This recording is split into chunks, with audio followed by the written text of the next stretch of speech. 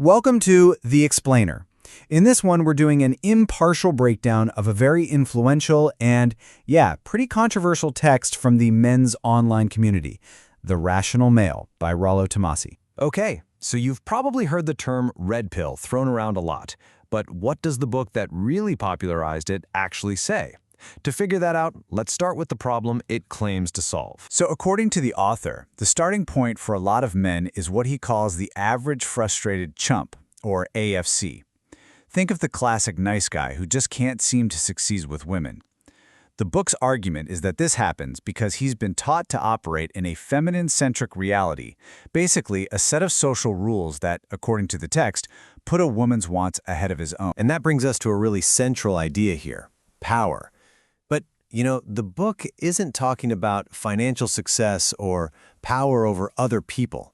It frames its whole philosophy as a way for a man to get back control over his own life. Okay, so how does a guy actually start this journey? Well, the book calls the very first step unplugging. This is the so-called red pill moment, and it all begins with a huge shift in perception, specifically how you're supposed to figure out if a woman is actually interested in you. And this right here, this is probably the single most important principle in the whole book. It all boils down to one thing: watch what she does, not what she says.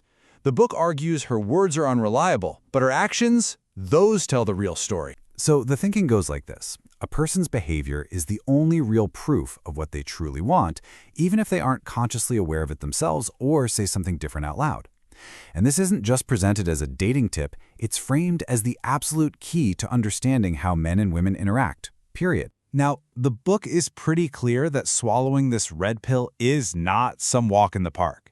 In fact, it describes this whole process that sounds an awful lot like the 5 stages of grief.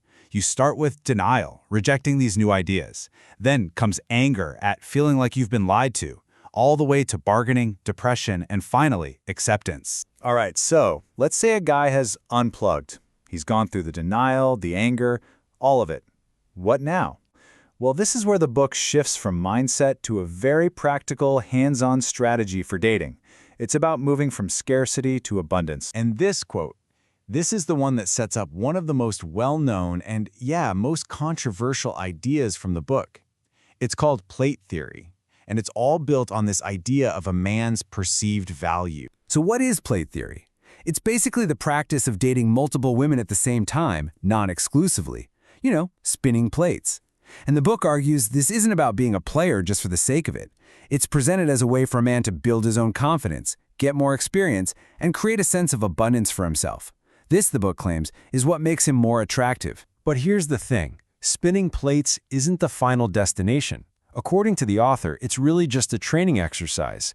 It's a tool for developing something much more important, what he calls the alpha frame. And this is a super important distinction the book makes. It's basically saying you've got it all backwards if you think getting a promotion or a new car makes you alpha. Nope. The book argues you get those things because you already have an alpha mindset. It's cause and effect. So what is this alpha mindset? Well, it's a state of being where you're the one leading your own life. You're decisive, you're emotionally solid, and your goals, your ambitions, are the main event.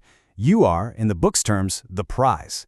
The idea is that a woman is invited to join your life, not the other way around. All right, let's move into the next section: the rules of engagement. How do you actually navigate the world with this red pill mindset? To make all this practical, the book lays out what it calls the iron rules of Tomassi. There are 9 of them in total, and they're meant to be non-negotiable. They cover everything from sex and moving in together to self-talk. Here are just a few examples to give you a feel for them. Okay, so to tie a lot of these ideas together, the author introduces one last major concept. It's a way of looking at your value over your entire lifetime, and he calls it the sexual marketplace, or SMV for short. And according to this model, men and women are on completely different tracks. The book argues that a woman's sexual market value is mostly tied to things like physical attractiveness and fertility, things that it claims peak when she's in her late teens and early 20s. A man's value, on the other hand, is tied to things like status, resources, and confidence, which the book argues actually builds with age, peaking much later. And really, this quote pretty much sums up the entire philosophy of the book. The core idea is that a man's life should be driven by his own purpose and mission. A relationship, in this view, is something that adds to that life. It complements it, but it should never become the absolute center of it. So from starting as the average frustrated chump to adopting the alpha frame, using plate theory, and living by these iron rules, the rational male lays out a very comprehensive and, yes, very controversial worldview. Our goal here was just to give you a clear, impartial summary so you can understand the foundational arguments within the source material itself.